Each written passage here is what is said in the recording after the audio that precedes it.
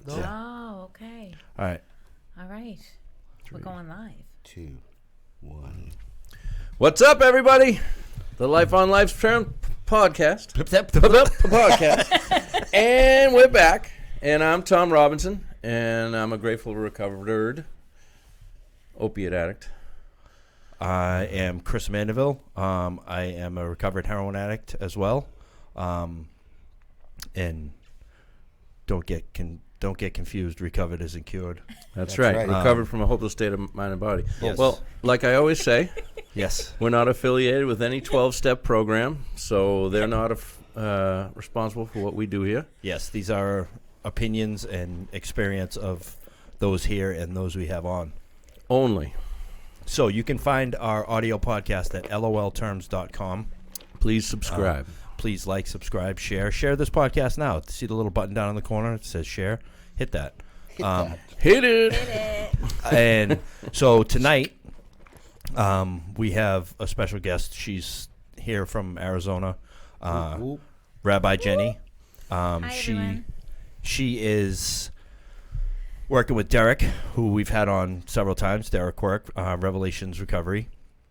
I rocked his shirt last week, Derek. Yes. We got new ones coming in soon. She is. She's laughing a lot, which is great. It's good medicine. She's training the guys, Derek and the guys at his house in her. Now, did you develop this or? Yes, I did. So it's a Ahavatar Yes. training. Ahavatar, yes, it's an Ahavatar training program. Okay. It's basically awakening the hero, awakening the visionary, addiction If you could treatment, just pull that a and little closer. recovery. Is Yes. that better? Yes, much Yes. Yeah, it's a 22-form workbook that transforms the mind of the victim and the liar into the visionary hero and healer. So, better. Which is what we are when and we what we arrive need. on this journey. Yes. And what we need. Sure. I don't know whatever people use, 12 steps, whatever. That's going to work for what it's going to work for. Mm-hmm. But there's also a lot of things. And since we've been doing this podcast, we've been doing it for over 2 years now. We've realized and come to the realization that all of this and what happens to us is based on traumas. Mm-hmm. And self-imposed, self-defeating identities that we are just cling to, and we need to give up. Yeah. Yes. Retell And our move on stories. from. So what does Ahavatar mean? Oh, Well, before we one second, All right. we're here at a new recovery center in Quincy, Mass, and they so graciously. Yes, 85 Quincy Ave, Quincy, Mass. Get on if you're on Facebook. Go onto their page. They have so many meetings here It's every nice. single day, Yep. and it's not just recovery meetings. There's a women's nurturing meeting going on where they make dinner, they hang out.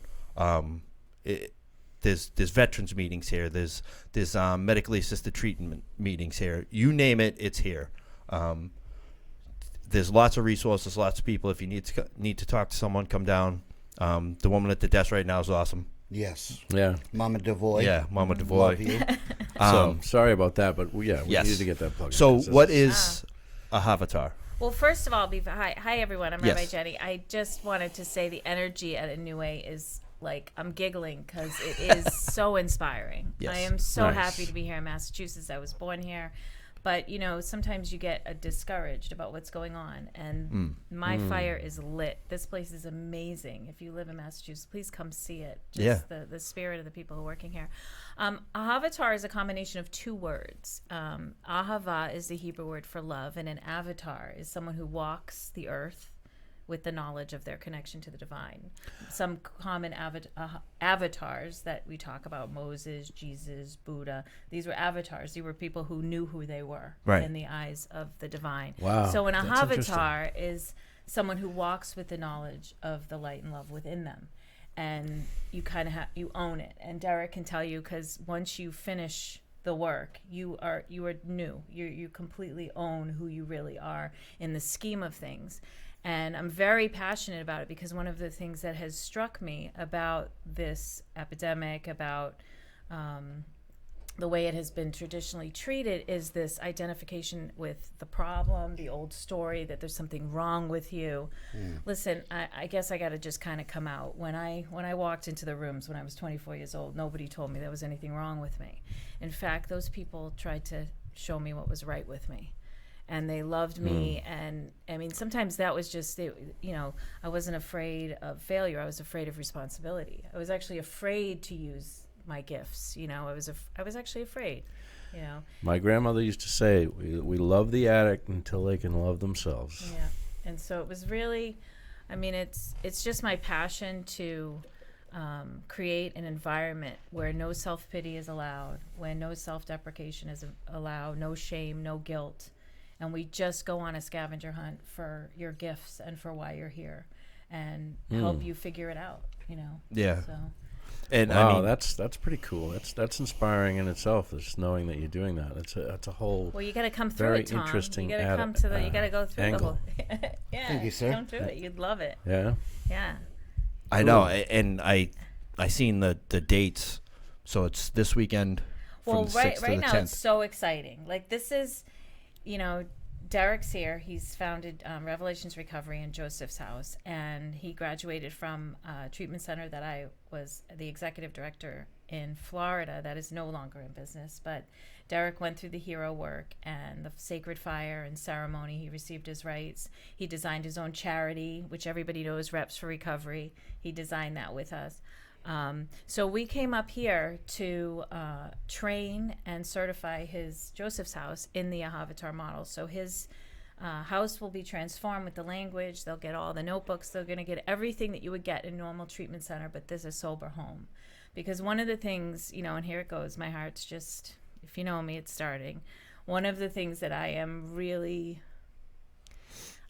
feel as if I was losing this war or whatever, where I couldn't bridge the gap between the 90 days they were with me and when they would leave and go to sober living. So creating a nonprofit that would ensure a strong spiritual and creative environment inside sober homes, it's really part of a much bigger vision for me that, you could go home and you could still experience ceremony. You could still experience really good groups and not and get the benefit of a Right. treatment center, but where you're living, you're living. and Well, you get to bring it home, yeah. which is how this is supposed to work, anyways. Right. And it's because I was young and alone. I was telling the kids yesterday that I was, and they're not kids, but they're all kids to me. I was a kid. I was alone. I was in, I guess I am. Okay, it's official. I'm getting uncomfortable, but I was in the rooms and I was alone. I was young and I was raised by the Blue Hairs in recovery, and I went to every workshop, read every book, went to every place I could find to get connected. I had an amazing woman who was my spiritual guide, and she brought me to everything when I was on that 11th step: Reiki circles, church revivals, sweat lodges, and lit me up. There wasn't a moment when I was connected on this journey where I wasn't being lit up. And it's something that I don't think has meant to fade out, but it has. And maybe it's because some of us, we moved on, we had kids, we left, we didn't. But it's this passion to light you up. I mean, it was like magical Disneyland to me. Yeah, and I've found that with myself, like, in traditional 12-step, you need to have a spiritual awakening. Yeah. But one spiritual awakening isn't going to cut it. Not for me. Not for me. Because that feeling starts to fade. Life Right. comes at you. Things happen. Like, just because you're spiritual doesn't mean you can't tell someone to fuck off. Like, I do it often. life comes at you, and we're human. We Right. have to remember that we're human. And so for myself, I need to be lit up. I need Right. to. So like, that's why the things that I find on Facebook and the content that I share, if it lights me up, I'm hoping that it'll do something for someone else. Like if I read something and I feel it, like I want someone else to possibly get that off of it as well. Let's define the light up part. Let's talk about what that feels like. Well, I mean, there's a couple ways that we try to light you up. One is by inspiring you to think differently about your life. I think to force you to see. I'm just going to tell a story about a client that came through who was. I was a chaplain at Hanley Hazleton, and this client came into my office and he started telling me about his life and his abusive father and just his whole life. And I just looked at him and I was like, well, when your dad was doing all that, like, what were you doing? And he's like, well, I put my brother in the closet. You know, he was telling me all this like amazing crap he was doing, like superhero stuff. And I was like, wow, you're pretty amazing. Like, do you remember what you were wearing? And he was like, his footy pajamas, if everybody remembers those, right? Yeah, I share a story about right? this. Underdog footy pajamas. And and he said, and his face changed. You know, and then I had another kid that went through it. What? How did So his face was it change? in a good way or a bad Yes. way? Yeah. Because I wasn't telling him there was anything wrong with Right. him. Right. I was saying, what a badass. Right. Like Exactly. that You're- little you're- boy was a badass. You're Right. fearful. You're scared, but you're thinking of others. Right. Well, not only that, I think that I used to say, why are we looking for a smoking gun with this disease? You look for a smoking gun, you're just going to shoot yourself. Like, stop looking for something's wrong. We have to look for what's right in people. Right, There right. is enough of that. You know, I have a lot of global theories about this disease of addiction, and one of the ones is that, you know, the average addict, alcoholic is more sensitive and more empathetic and more creative than normal. I'd say so. Yeah, I'd and agree with so what are we dealing with now? We're dealing with a very shameless culture. People are just doing. I mean, they're not even thinking. Oh, So who's going to absorb social media that? has Right. like Yeah, who's going to absorb that shame though? Because we are one being, we are one energy. So that's got to go somewhere. And if you don't know what to do with your life, if nobody's come into your life to say, let's help you find your purpose, let's find something in your life, the only way you can kind of cope with all that is to tune out. I'll just become the shame. I'll become the guilt.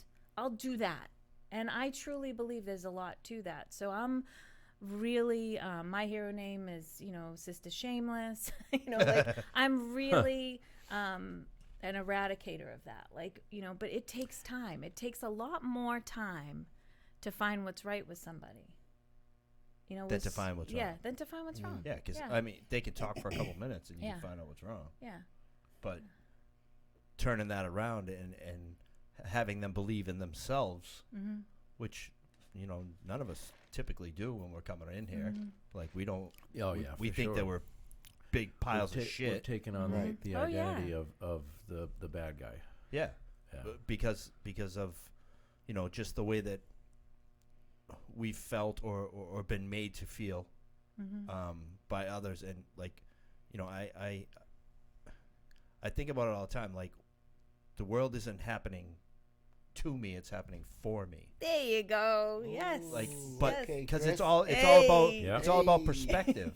It's Yeah. all about how we're looking at things. And trust and believe that not all the time I'm like that. I'm like, oh, what the fuck's this happening for? You know, like But how about bigger than this? You are the world. You are the world. What's happening in one is happening in the whole. So you are the world. You know, and that whole idea like, oh my God, this is happening to me. Why is this happening to me? It's happening everywhere. Right, You know, right. and believe me, I don't minimize it. You know, it is not one thing a woman on this planet has been through pretty much that I haven't, if you read my first book. But when the big awakening came for me, that it wasn't what happened to me, it's how I reacted to what was happening to me, that's which we've exactly read in the correct. book so much. And what would happen if I just went, oh, I experienced this at a young age, so I could learn how to deal with it and help others, but also to find out how strong I am, right. you know? To still be Right. compassionate and still actually love humans Right. after the shit that's been done. Right. That's to me is extremely powerful. To become who you needed to become, you needed to go through what you had to go through. Right. And now you can be that person that others need. Right. Like, You know, like I that- always tell my son, "You're already all right." Yeah, how many times did we hear that? Yeah, we heard it all the time. Yeah. You're already all right. We go through all these things in life, it's really what we're made for. It's really what we're the only thing that's good is to go from here to over there to where something might be a little bit better. You know what I mean? And to journey and to become something. Otherwise, what's it all about? Why are we here? And there's this space where, it's just you and God. It's a space, and if you're one of us or you've been on a journey like ours, or you have that, you've experienced that space. I think And David G calls it the gap. Yeah. And I if- listen to a lot of his meditations. Yeah, it's where the watcher appears, or, and it's where the whole world is taken away from you on the outside, and it forces you Yes. within, and that is not a road everybody has come here to travel. But if you have, then you've come to help others. Because young people, I have a 17-year-old today, and they are so. I was just with Joseph, Derek's son. I mean, they are so aware, and also being so infiltrated energetically. And so helping them expand their inner world is really the only way. So that's what lit up is. I'm going to get back. So that's exactly. being lit up. And then there's another kind of lighting up that we do in Ahavatar that we do, which comes from sacred traditions, where we actually light you up. Your three, we open, I truly believe that most of us are shut down,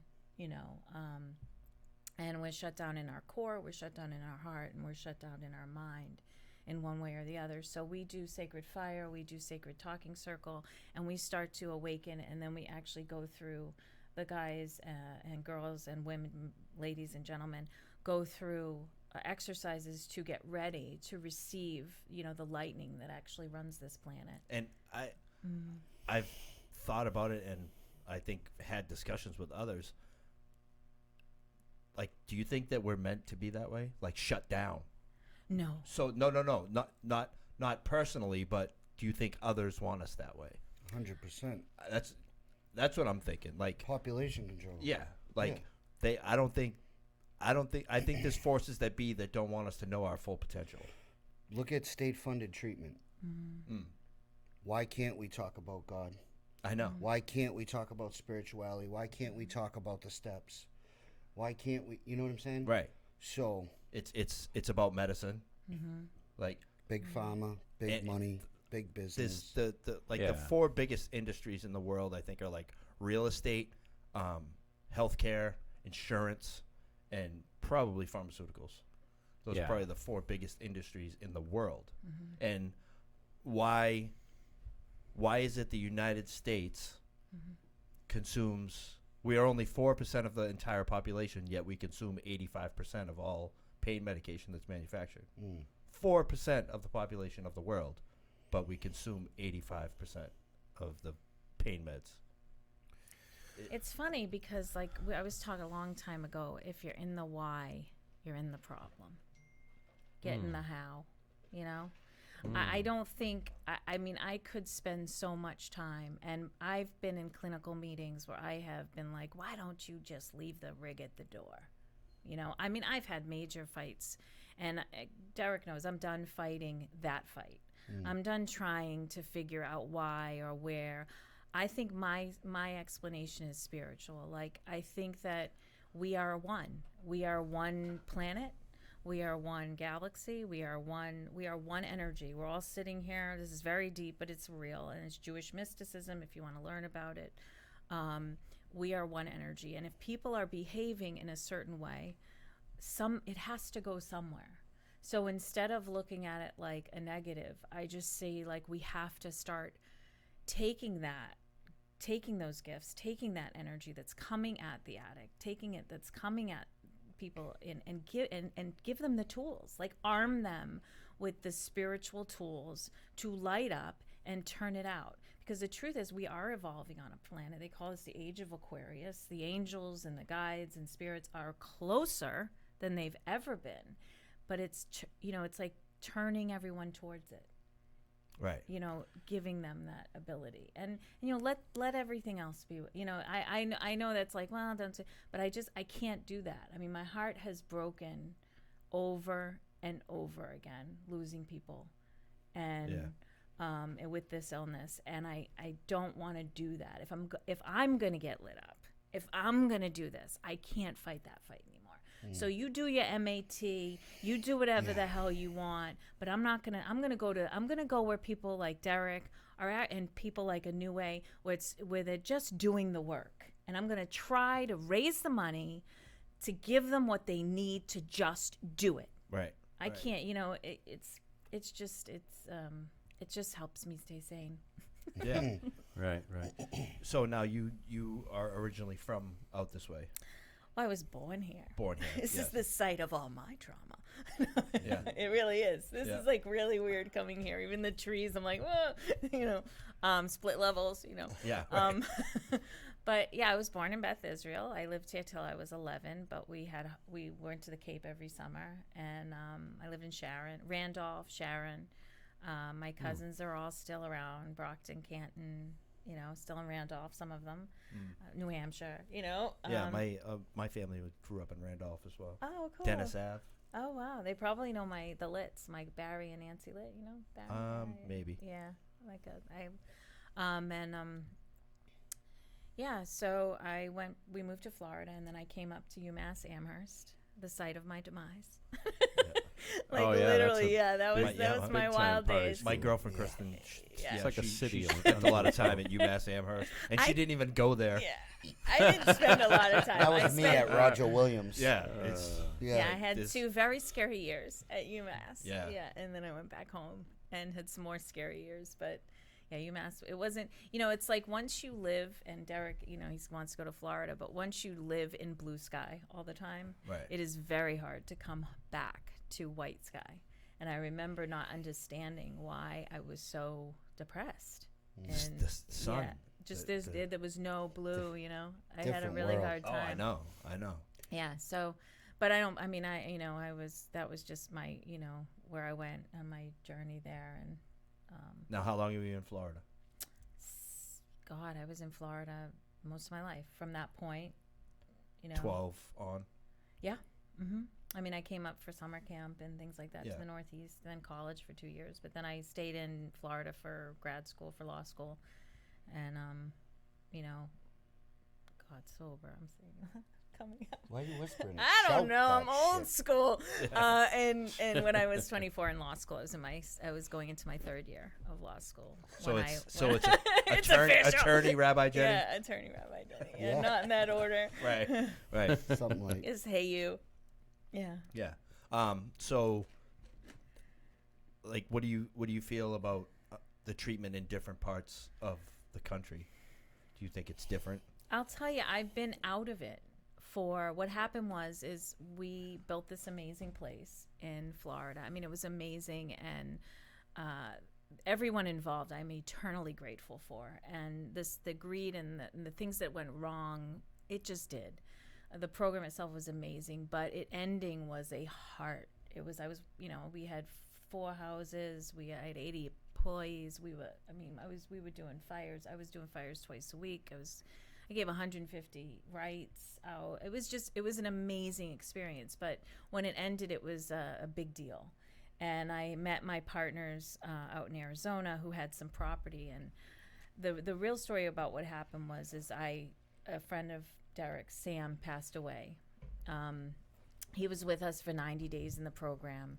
And he went to sober living, met a girl, got high, and died. And I don't mean to add the girl thing, but that's a whole other show. Like, Yeah, exactly. if it's meet a boy, meet a girl.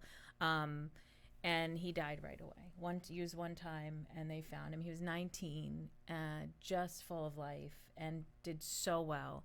And when that happened, I knew I was going to lose. And I'm a very stubborn, I guess, I don't want to lose. And What I was knew it you knew you were going to lose? the battle.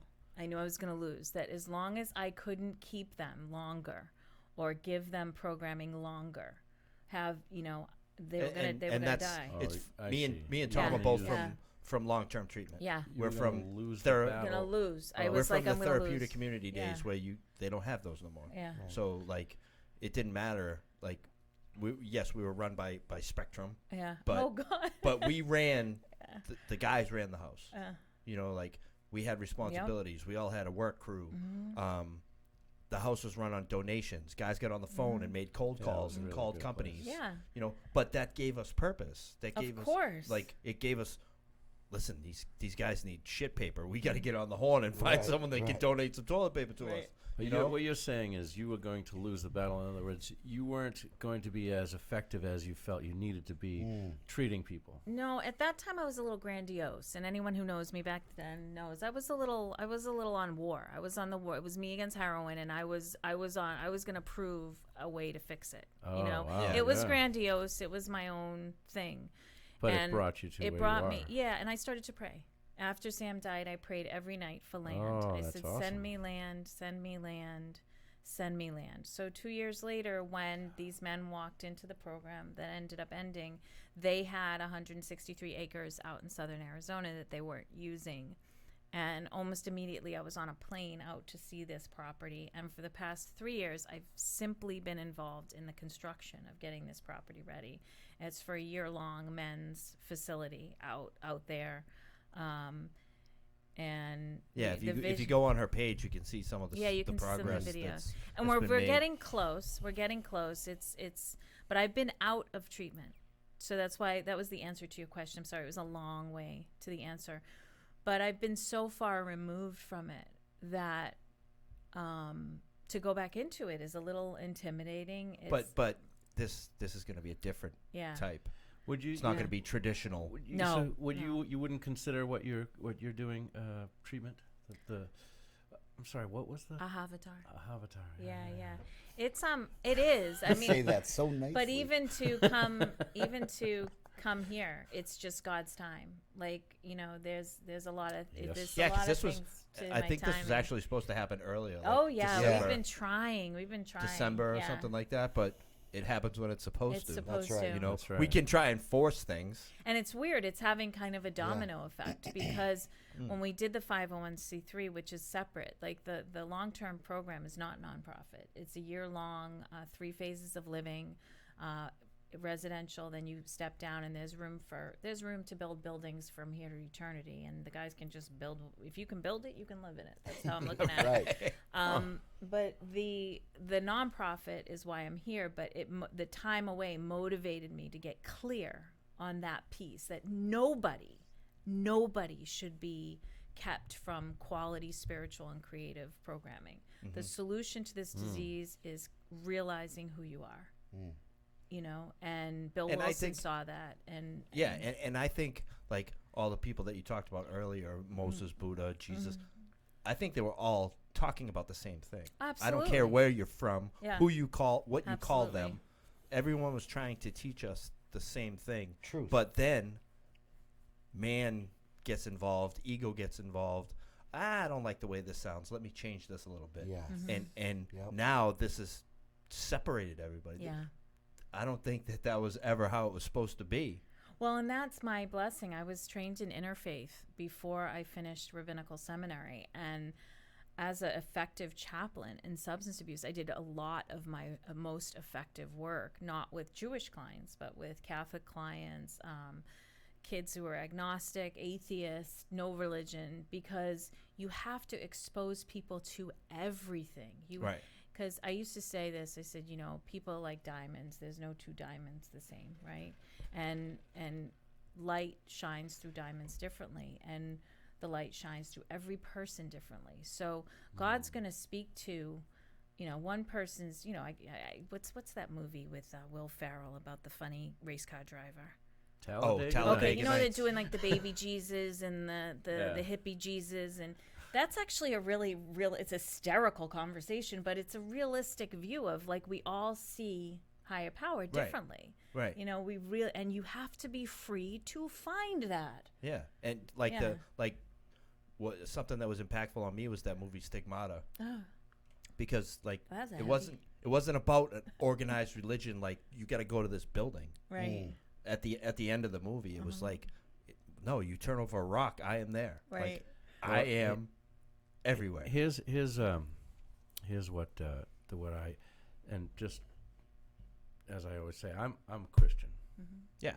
And what I say is I know my truth. I know my truth. I don't understand everybody else's truth, and I don't have to. Right. Right. I know my truth, and that's good enough for me. You know, I know that I've had spiritual experiences that have made me weep. Mm-hmm. You know what I mean? And by myself, Right. without anybody there, and out of the blue, like not on purpose. Yeah. You know what I mean? just it happened because it was supposed to. And but am I going to judge someone who's never even heard of my religion? There's a person across the world right now who just was born, and they're going to die 3 years from now. Are they going to hell? I don't believe that. Yeah. Well, it's like when I explain it when we do the group, when we do the fire, and you know, I explain to the ladies or gentlemen or whoever I'm doing that, you know, that is my passion. I have to show you everything on the planet spiritually, and then you choose what you want. There's no way that God would come down in the Middle East the same way God would come down in South America. Even in the food you eat, in the atmosphere, in the color of the sky, everything is different, but it's all the same essential love and light. But the messages of the culture, the way the culture took that message was just because that's where they were on the earth. And we have to look for what's the same. You know, my teacher said that we have to look for what's the same, you know, not for what separates us. What makes us the same? What is the essential? And if you're okay with who you are, then you can talk about anything. You know, it's the fear, you know, and I always say in my own faith, there's so much fear in my own faith, and I'm a Torah maniac. Chris has watched my live lights. I mean, I am what I am, you know, but the fear of the beauty and the fear of the spirituality and the fear of being out kind of about that and confident comes from a real, you know, a wound from World War II. But other spiritual cultures have the same. They don't want to, you know, there's a fear. If I share who I am, you're going to hurt me. If I persecution share, or whatever. You see it a lot with the indigenous cultures. You know, if I share who I am, and so we have to create an environment where we're free to explore everything. I've experienced that because everybody I went to school with growing up as a Christian from when I was young was not into that, and they wanted to tell me about how I was wrong. I mean, everybody I knew. All my friends, all my enemies, all my, you know, people who didn't really care about me. I mean, none of them would admit that they were Christian or you know, believed in a higher power or God or anything like that. You know what I mean? Talking about the 80s and you know, the heavy metal scene is strong. And, you know what I mean? Yeah. And here I am, a Christian, like, all right, well, I don't want to say anything because, you know, as soon as I do, it's like, oh yeah, well. You know, and on it goes. And that caused me to shut down and just keep it to myself and just, you know, Yeah, all because, sorts of fear like that. you know, Yeah. say you say you're a Christian and then you're listening to heavy metal, and now people are like, oh, so that's what exactly. Christians do, huh? Or if You know what I mean? Yeah, that's Like- exactly right. You know, they judge you because, you know, oh yeah, you say call yourself a Christian and here you are shooting heroin. Right. Like, yeah. Right. And you know, that just comes along with it, like the whole thing with anonymity and stuff. You know. Well, what I there's mean? a jealousy too. Yeah. You know, I mean, jealousy is a really real thing. If you have faith of any kind, there is a jealousy that can come towards you, based in the other's sense of unworthiness, and so instead of, you have to come from compassion. You have to understand that. Hostility is coming from a place where they don't feel worthy. But here's the thing, we're all a part of this world. You cannot avoid it. Even the people we hate, even the polarities right now on the news and who you like, and it doesn't matter. They are all part of everything. You are God. Sorry, that's the way it is. You don't like it, that's fine. But you are, you know, you are. And so really kind of coming from that place of compassion now as coming through that, because I had a lot of anti-Semitism and some weird stuff as a kid, but now I see like a lot of that is just based on fear and unworthiness, and the message that we're separate from the divine. and media, and they all want us. It's like a way to separate. And I always say, you say Stigmata, I say the Matrix. Like, I was like a couple years on this journey, and I watched the Matrix. Like, oh my God, how do they know? You know. Yeah, and then I right. found out it's about Kabbalah, so I was like, oh my God, that's really the. But where you talk about like unplugging and finding the real world, that's how I felt when I came in the rooms. That like, oh, this is where they are. This is what's real. You know, this and, is. and it's crazy. Like if you think about it, like that's what they want. They want us like this, and, or watching TV, and like keeping us plugged in and feeding us what they want us to know, and what they want us to buy and consume. Well, I can know? tell you. I can tell you that you know, I've dove deep into like quantum physics and a lot of stuff like this, and it's pretty apparent that we live in more something like a computer simulation than an objective reality. It's more like we're plugged in. This is how I picture it. Our consciousness is plugged into this reality right now. Yeah, right. And I remember I was saying, They don't want us free thinking. I was saying before, if I but met they you, are you. yeah, You are them. if I met you before, you, It's not gonna. You can't. You gotta let. If you're you gotta let go of polarity. well, I think it's possible that we're part of a bigger energy consciousness, but we definitely have individuality. But if I met you before you were born, you couldn't identify with being male or female. You couldn't identify with being white, black. You know, you couldn't identify with being rich or poor. You know what I mean? Right. All these things, they're all part of this journey. You know what I mean? And Well, and we see what we want to see, and that's the hardest thing. Like when you finally get better, you realize that, hey, maybe I'm not seeing things the way they are, and you let someone else help you see things differently. I mean, that's the beginning of the true journey. I'm reminded of this story when the boats came to North America for the first time. The Native Americans didn't see them. They didn't see them. I heard that. Isn't that amazing? It took I can't remember if it was days, or I don't want to be misquoted, but their minds couldn't conceive that a boat could come. I mean, they couldn't see it, you know. And so what we do now, all of us on this journey, is we're teaching people to see. Like literally, they don't know that God is there. They don't know that, and every empty space there's an angel. They don't know, you know, anymore, because they've forgotten or they've never used that sight before.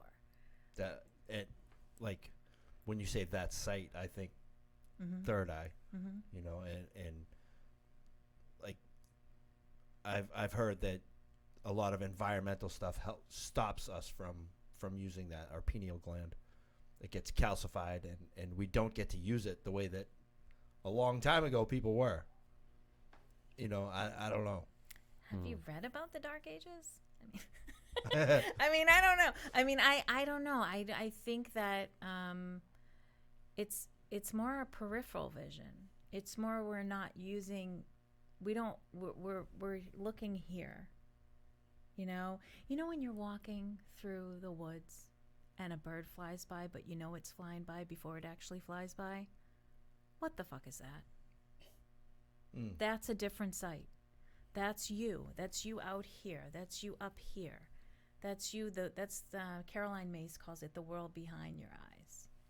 It's almost like a muscle we use maybe when we were babies until about 3 or 4 years old, and then our eyes just, you know, look at mom, look at dad, look at the TV, look, you know, and we stopped. You know, like how do you know when something's there? And I think that it's the third eye for me can be complicated personally because I can get caught up in opening it and being Buddha. You know, again, I'm grandiose. You know, I fit the profile. But if I just like kind of try to tune in a little bit more out here and not so much right here, that's when things really open up, because that's where they are. I mean, they're right here. Right. You know, they're all right here with us in the studio now. I mean, I know that. So as far as the Ahavatar training, what does it consist of? Well, the Avatar there's two different ways to experience a Avatar. Avatar is a workbook which has 22 forms, and if you go to the Global Avatar Initiative, please contact me through the website. There'll be training for facilitators, and you can go through the certification. It's a 4.5-5 day training where you actually go through the book yourself, and then you're able to use the workbook one-on-one or in groups with other people. And then there's the Avatar program that we designed for sober living and for residential and really for anything. Avatar is used in foster care reentry with foster care kids, with Educate Tomorrow down in Dade County. They were the first to use the program. It's a self-esteem course for when the girls are aging out, and they'd go through Avatar. And then we also use it in grief and loss, and we use it, it's really good for people who are retiring and don't know how to reframe their lives. It's a way to let go completely of old stories, and if you, but for the treatment, what we're doing is we're relanguaging the environment first. Avatar has certain languages, like the Power Five is one of the things in Avatar, and the Power Five is patience, obedience, wisdom, endurance, and respect of self and others, the Power Five. Those five things are in every experience every human being has in their whole life. You're building those Power Five. And so we're changing the way you look at your life, and you're going there. You go through what's called the hero work, where you look at certain key experiences from your life that you keep bringing up. You just can't shut up about them. They define you in a good or bad way. And we go through those in Hero Group, and what we do is you and your peers, because we don't really play that big of a role, find the hero qualities in you in that story.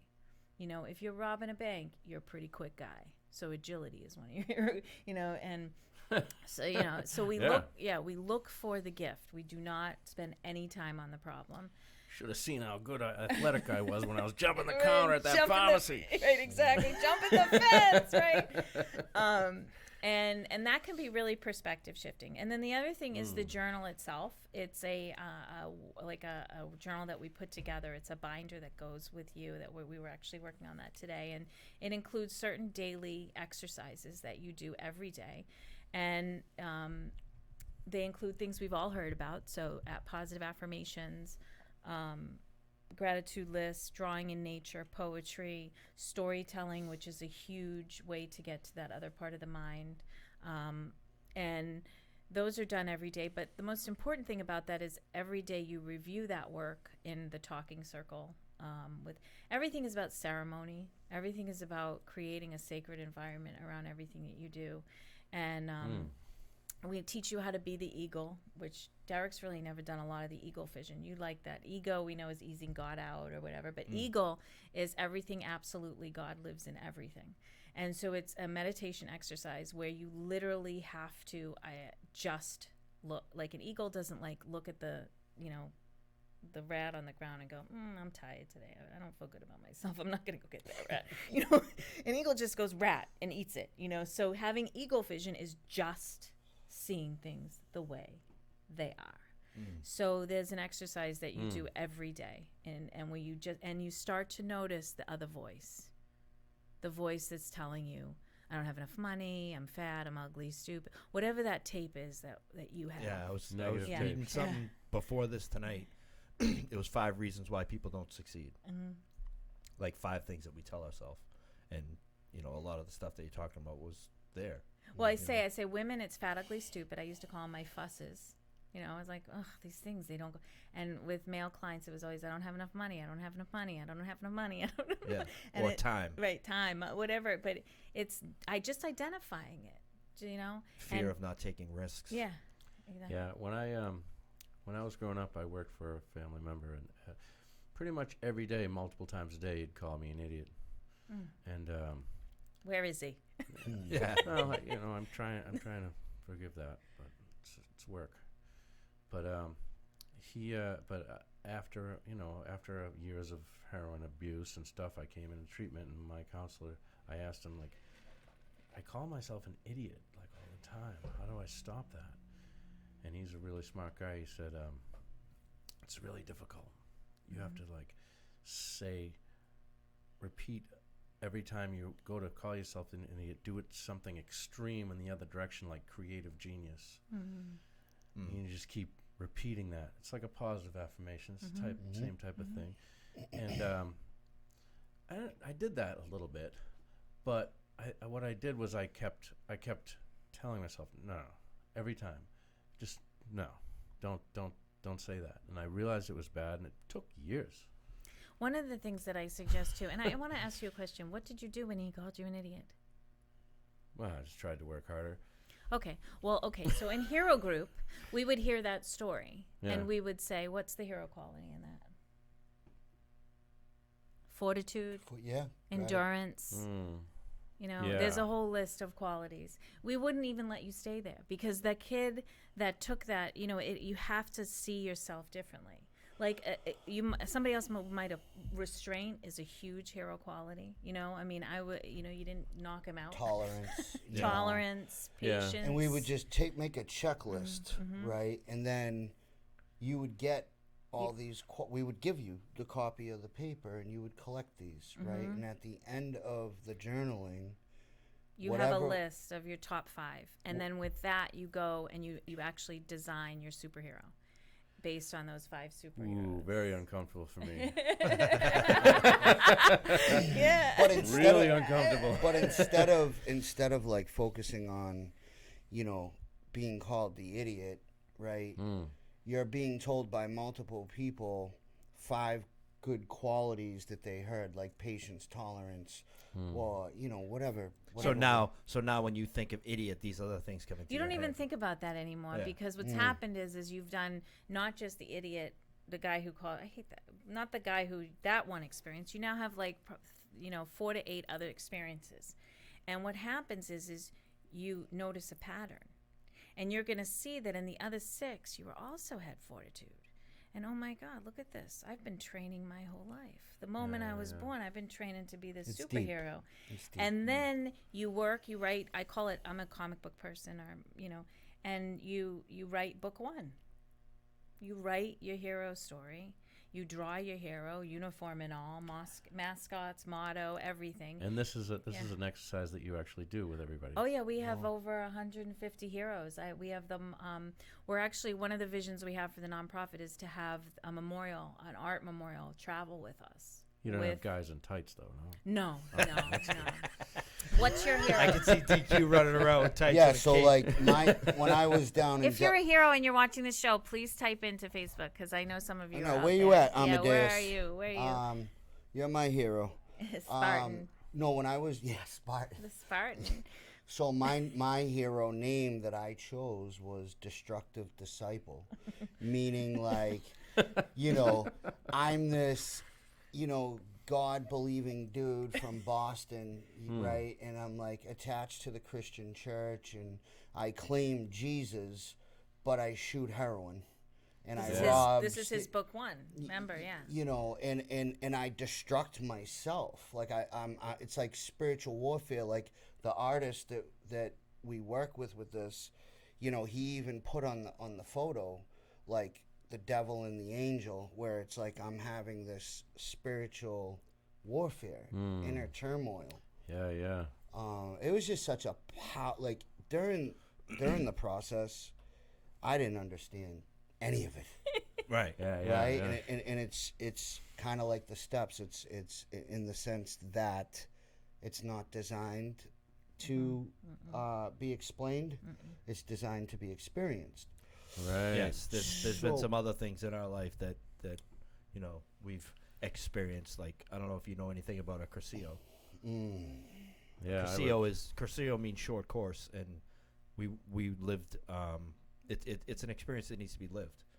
Yeah, we you did can't it- explain that. Yeah, we can't explain because I seen things and experienced things that weekend that only could have been done divinely. Bill had invited me to that, and I had- wish I went. had any other force or person been involved, these experiences wouldn't have happened. And it takes place over at Stonehill College, Nice. on the Holy Cross Retreat House, Nice. and so it's basically a short course of Christianity. Nice. But the things that I get out of that, because like all A the short stuff course in seeing men cry is what it is. but all of the stuff that all the stuff that I learned there, that was CCD for me. Right. You know what I mean? Sure. And But like to do some 12-step work, to do that, to be helping others, like that stuff like was extremely impactful. Like you can't explain what happened or what happens on that weekend. It needs to be lived. Yeah. Yeah, and that's the power of this, like this program here. Like, you know, it's finding out who we're not so that we can find out who we are. You know, which kind of goes hand in hand with the model that we already have. So, I mean, I'm just so happy that this is like actually happening now. Right. Because it's been a conversation for a long time, and you know, how are we gonna implement this, and you know, is this Happening at something- your house. Your Yeah. place. So now it's not Yeah. now it's not the how, it's the when. It's well, we got everything ready. We do our first group tomorrow with the guys. We do our first fire tomorrow night. And if you go to the website, it's globalahavatar.initiative.org. There is a testimonial page if you want to see some of the artwork of the heroes. I believe the Joker's up there, Empathetic Badass is up there, and the Power 5 Professor.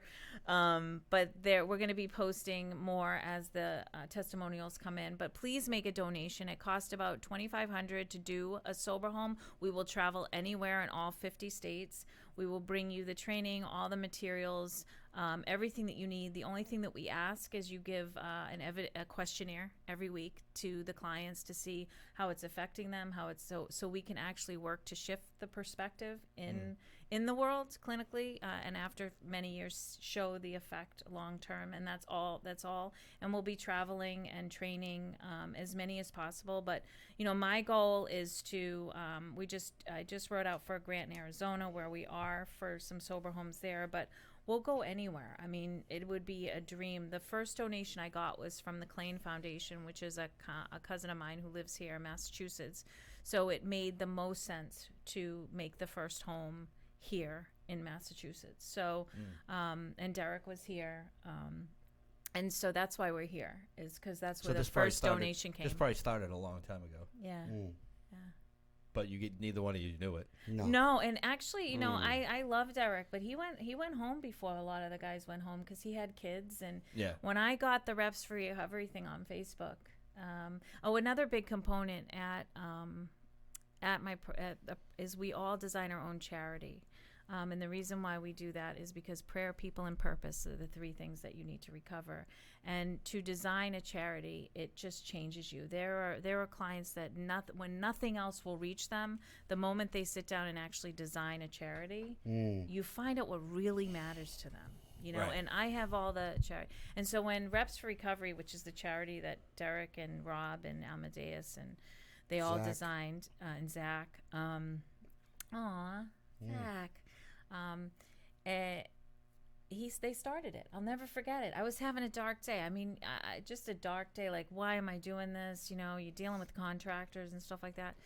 And there it was on Facebook, Reps for Recovery. I text Mike, who is the artist that we're talking about that does all the graphic design.